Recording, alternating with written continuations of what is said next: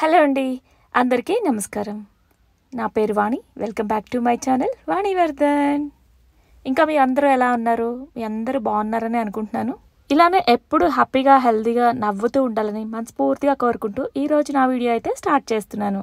So ఇక్కడ చూపిస్తున్న video clips వచ్చేసి ఫ్రైడే మార్నింగ్ టైంలో మేము ఆలూరు క్రికెట్ గ్రౌండ్కి వెళ్తున్నాం. అది మా ఇంటి దగ్గర నుంచి ఇంచుమించుగా 2.5 hours పడుతుంది జర్నీ. మా గీతుకి అక్కడ క్రికెట్ మ్యాచ్ ఉంది. సో దానికోసం అయితే వెళ్తున్నాం. యాక్చువల్గా మ్యాచ్ 2:30కి అయితే 11:30కి రిపోర్టింగ్ టైం అనమాట.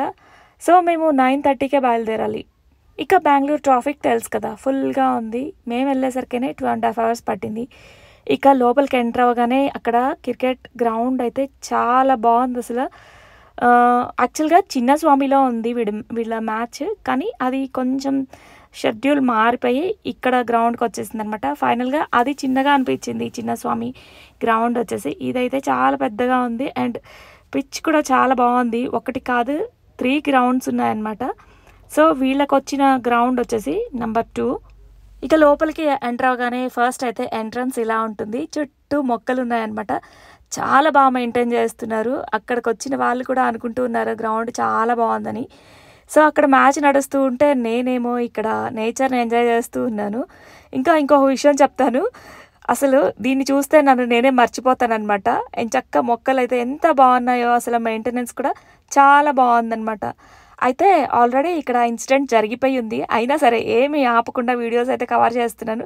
అదేంటో చెప్తాను. ఇక్కడ రెడ్ కలర్ ఫ్లవర్స్ కనిపిస్తున్నాయి కదా, దీని పేరు నాకు ఐడియా లేదు, కానీ ఇంతకు ముందు కూడా ఒకసారి చూసిన చోట కొమ్మలు పీక్కొచ్చేసి వేసాను అనమాట. అయితే అవి రాలేదు. అయితే ఇక్కడ కూడా ఉన్నాయి, చాలా బాగున్నాయి అసలు. చుట్టానికి మొగ్గలుగా ఉన్నాయి. అవి కొంచెం బ్లూమింగ్ వచ్చేసింది అనమాట. దాన్ని ఇలా నొక్కేస్తే మంచిగా సౌండ్ కూడా వచ్చేస్తుంది.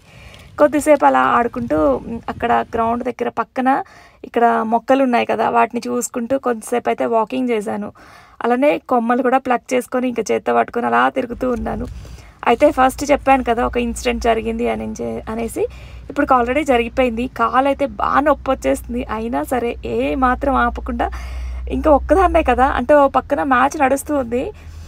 కొంచెం బోర్ అనిపించేసి, అందులోనూ ఇలా నేచర్ కనిపిస్తే చూడకుండా ఉంటానా, అందుకని చెప్పేసి ఇక్కడ వాక్ చేద్దామని వచ్చాను. అయితే ఇక్కడ చూపిస్తున్నాను చూడండి. ఇక్కడ పూల మొక్క ఉంది కదా, దాన్ని చూసుకుంటూ గమనించలేదన్నమాట. ఇక్కడ హోల్ ఉంది. ఆ హోల్లో చూడకుండా కాలు పెట్టేశాను, పడిపోయాను. కాలుకైతే బాగా దెబ్బ తగిలింది. చాలాసేపు రికవర్ అవ్వలేదన్నమాట. ఎవరికి తెలీదు. ఫస్ట్ కింద పడగానే నన్ను ఎవరైనా చూస్తున్నారా అని గమనించాను చుట్టుపక్కల. అమ్మయ్య ఎవరు చూడట్లేదు కదా అని చెప్పేసి పక్కకి జరిగి కూర్చొని కొంచెంసేపు ఆ నొప్పిని ఇంకొంచెం అనుభవించాను అనమాట. తర్వాత రియలైజ్ అయిపోయి ఇక మొక్కల్లో మళ్ళీ చూడటం స్టార్ట్ చేశాను. ఈలోపు మ్యాచ్ కూడా స్టార్ట్ అయిపోయింది అనమాట. సో వీళ్ళు టాస్క్ విన్ అయ్యారనమాట. సో బ్యాటింగ్ తీసుకున్నారు. సో మ్యాచ్కి వెళ్ళే ముందు ఇలా గ్రూపు డిస్కషన్ నడుస్తూ ఉంది. దాన్ని ఇలా క్యాప్చర్ చేశాను నేను.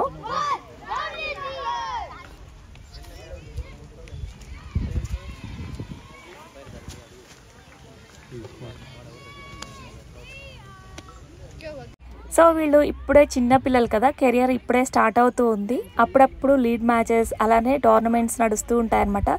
అవన్నీ కూడా లైవ్ ఇచ్చేస్తూ ఉంటారు. ఒక యాప్ ఉంటుంది. ఆ యాప్ డౌన్లోడ్ చేసుకుంటే ఎవరెవరు ఎంత రన్ చేసింది, బౌలింగ్ వికెట్స్ పడింది అంతా డీటెయిల్గా తెలిసిపోతుంది. మ్యాచ్కి రానవసరం లేదు. అయితే మా వాడిని చూడటం కోసం మేము ప్రత్యేకంగా వచ్చాం అనమాట. అంటే యాక్చువల్గా వీళ్ళందరిలో మా వాడే జూనియర్.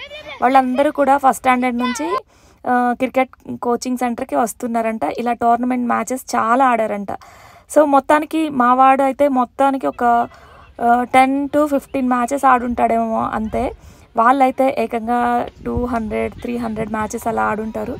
మంచిగా ఎక్స్పీరియన్స్ అయితే ఉంది. వీళ్ళు చూడటానికి చిన్నపిల్లలే కానీ బాగా ఆడుతున్నారు. ఫైనల్గా వీళ్ళు విన్ అయ్యారనమాట. సో ఇదే గ్రౌండ్కి మళ్ళీ మండే రావాల్సి ఉంటుంది. ఇలా 4 మ్యాచెస్ ఉంటాయి. ఫస్ట్ అయితే ఒక మ్యాచ్ అయిపోయింది. ఇంకా మండే మ్యాచ్ ఒకటి ఉంటుందన్నమాట. ఇక ఆ మ్యాచ్ కంప్లీట్ అయిన తర్వాత ఇంటికి వచ్చేసాము. సో ఇంటికి వచ్చేసరికనే ఈ నైట్ 8:30 అయిపోయింది. సో మా వారేమో ఇంకా మూవీకి ప్లాన్ చేశారు. యాక్చువల్గా సంక్రాంతికే వెళ్ళాలి, కానీ కుదరలేదు. అందుకని ఇంకా ఈరోజు ఫ్రైడే కదా, రేపు సాటర్డే కదా, వీకెండ్, కొంచెం లీజర్గా లెగవచ్చు కదా అని చెప్పేసి ఇంకా నైట్ సెకండ్ షోకి ప్లాన్ చేసుకున్నాం. ఏ మూవీ అనుకుంటున్నారా? Family movie. అదే సంక్రాంతికి వస్తున్నారు మూవీ ఉంది కదా వెంకటేష్ది. సో ఆ మూవీ అయితే చూసేసి వచ్చేసాం. ఫైనల్గా మూవీ అయితే చాలా బాగుంది, బాగా ఎంజాయ్ చేసాము. సాటర్డే సండే పిల్లలకి హాలిడే కాబట్టి ఇంకా సాటర్డే కొంచెం లీజర్గా లేచాము. లేచిన వెంటనే ఫస్ట్ అయితే బ్రేక్ఫాస్ట్ చేస్తున్నాను. ఇక్కడ ఉప్మా చేస్తున్నాను అనమాట. ఉప్మా చేసిన అన్ని ఫుల్ ఆఫ్ వెజ్జీస్తో కంప్లీట్గా వెజిటబుల్ ఉప్మా చేసేస్తాను. ఇక లాస్ట్లో ఆమ్చూర్ పౌడర్ వేస్తే ఇంకా లెమన్ కూడా అవసరం లేదు, చక్కగా బాగుంటుంది. టేస్ట్ అయితే చాలా చక్కగా వచ్చేస్తుంది. ఇంకా టైం అయితే ఇప్పుడు 9:30 వస్తుంది. మా వారు కరెక్ట్గా రెడీ అయ్యి ఉంటారు ఆఫీస్కి వెళ్ళడానికి. వేడిగా ఉప్మా అయితే చేసి ఇచ్చాను. అంత అర్లీగా తొందరగా చేసేస్తాను అనమాట, 5 minutesలో.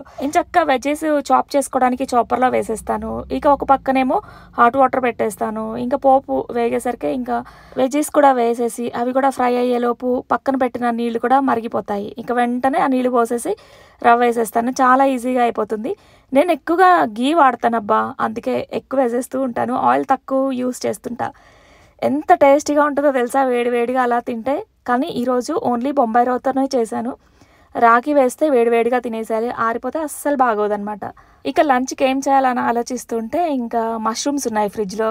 ఎప్పుడు వారంలో 2 సార్లు అయినా మష్రూమ్స్ అయితే చేస్తూ ఉంటాను. ఎక్కువ చపాతీలో తింటూ ఉంటాము, అయితే రైస్లోకి అప్పుడప్పుడు చేస్తూ ఉంటాను అనమాట. అయితే 2 ప్యాకెట్స్ ఉన్నాయి. 2 ప్యాకెట్స్ ఉన్నప్పుడు రైస్లోకి చేస్తాను. 1 ప్యాకెట్ ఉందనుకోండి, నైట్ డిన్నర్కి చపాతీకి సరిపోతుంది. సో ఫ్రెష్గా ఉన్నాయి, ఆ కర్రీ చేద్దామని ఇంకా స్టార్ట్ చేశాను. బ్రేక్ఫాస్ట్ అయిపోగానే లంచ్ కూడా ప్రిపరేషన్ స్టార్ట్ చేశాను. మామూలుగా అయితే లేట్గా చేస్తాను, కానీ ఈరోజు 11:30 కల్లా మా వాడు మ్యాచ్కి వెళ్ళాలన్నమాట, అదే ప్రాక్టీస్ మ్యాచ్కి. సో వాడికి లంచ్ బాక్స్ ఇవ్వాలి కదా అనేసి ఇంకా అర్లీగా చేసేసాను. అయితే వాడికి తొందరగా అయిపోతుందని చెప్పేసి ఇలా మష్రూమ్ కర్రీ చేస్తున్నాను. ఇంకా మాకేమో ఎగ్ పులుసు పెడుతున్నాను, కోడిగుడ్డు పులుసు. చాలా బాగుంటుంది, ఎలా చేసినా సరే భలే టేస్ట్ వచ్చేసి తప్ప ఈ కోడిగుడ్డు పులుసు ఒకటను మష్రూమ్ కర్రీ కొలతలు లేకుండానే చేసేస్తాను. అంటే హడావిడిగా చేసినా సరే ఎంత టేస్టీగా వచ్చేస్తుందో తెలుసా, నాకు బాగా నచ్చేస్తుంది. నేను చేసే రెసిపీస్లో బెస్ట్ అంటే ఇవే. అయితే ఈరోజు చేసిన తర్వాత గుర్తొచ్చింది, ఈరోజు సాటర్డే అని చెప్పేసి. నేను రీసెంట్గానే అంటే ఒక 2-3 months అవుతుంది అనుకుంటా నాన్ వెజ్ మానేశాను సాటర్డేస్. అంతకుముందు ఎప్పుడు ఆ రోజు ఈ రోజు అని లేకుండా ఎప్పుడూ తింటూ ఉండేదాన్ని.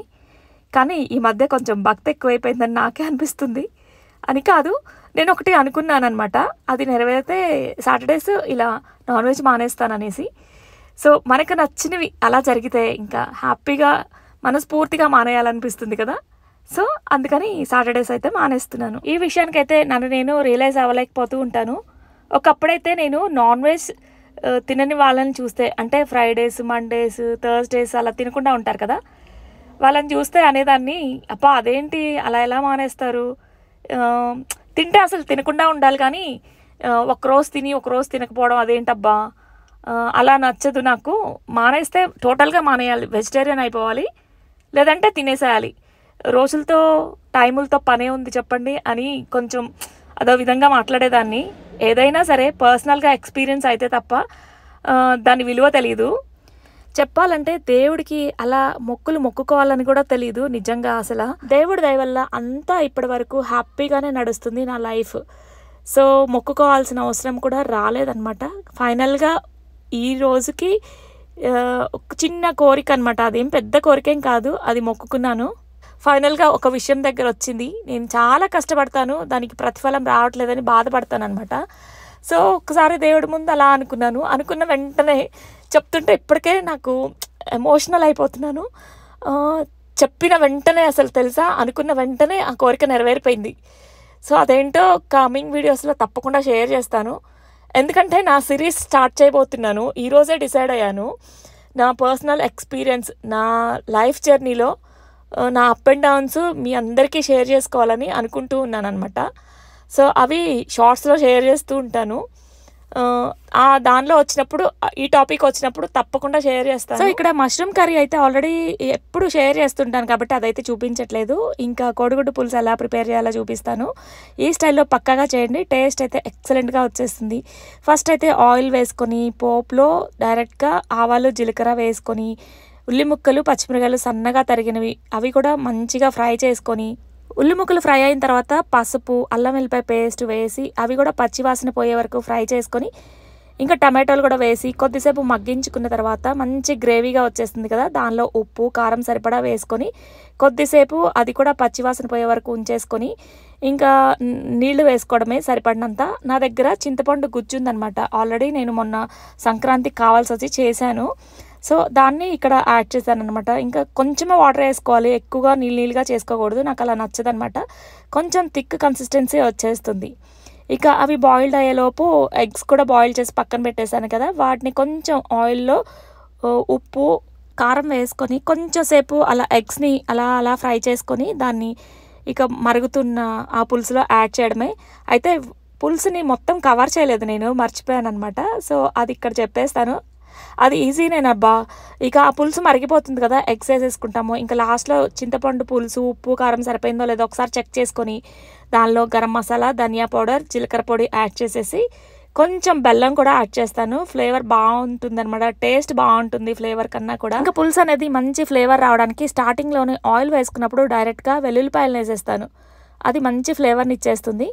స్టవ్ ఆఫ్ చేసే ముందు కొత్తిమీరతో గార్నిష్ చేసుకుంటే పులుసు రెడీ అయిపోతుంది. సో ముందు చూపించాను కదా స్టాండ్, నిన్న సిగ్నల్ దగ్గర అమ్ముతూ ఉంటే కొన్నాను.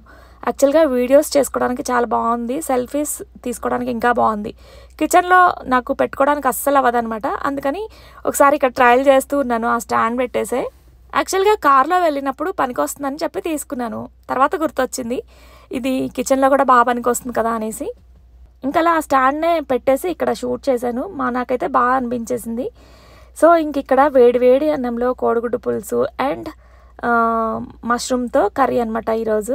అయితే చేశాక గుర్తొచ్చింది ఈరోజు సాటర్డే అని, నేనైతే తినలేదు, తిందామని ప్లేట్లో కూడా పెట్టేసుకున్నాను, తర్వాత గుర్తొచ్చింది. అయినా ఎగ్స్ తిననని ఏమీ అనుకోలేదు, కానీ సో ఎందుకులే అని చెప్పేసి ఇంకా సాటర్డే ఒక్కరోజు కదా, వీక్ అంతా ఎలాగో తీసుకుంటాం కదా అని చెప్పేసి ఇంకా మానేస్తున్నాను అది కూడా.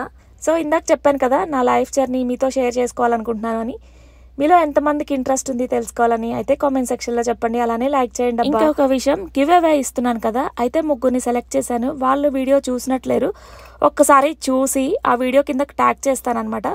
సో చూసేసి మీరు ఇన్స్టాలో నాకు డిఎం చేయండి మీ అడ్రస్ని, నేను గివ్ అవే గిఫ్ట్ని సెండ్ చేస్తాను. నెక్స్ట్ అయితే గివ్ అవే గిఫ్ట్ని నేను సారీ ప్రజెంట్ చేయాలనుకుంటున్నాను, ఎందుకంటే ఇప్పటి వరకు ఇద్దరిని లేదంటే ముగ్గురిని సెలెక్ట్ చేస్తున్నాను కదా, ఈసారి ఒక్కళ్ళనే సెలెక్ట్ చేస్తాను. వాళ్ళకి నా సెలెక్షన్తో మంచి శారీని అయితే గివ్ అవే గిఫ్ట్గా ఇచ్చేస్తాను. ఎక్కువ మందికి ఇవ్వలేను, సో నా బడ్జెట్ కూడా చూసుకోవాలి కదా. ముందు ఆ ఇచ్చే ఛాన్స్ మీరు నాకు ఇవ్వాలని మనస్ఫూర్తిగా కోరుకుంటూ ఈ వీడియో ఇంతటితో కంప్లీట్ చేస్తున్నాను.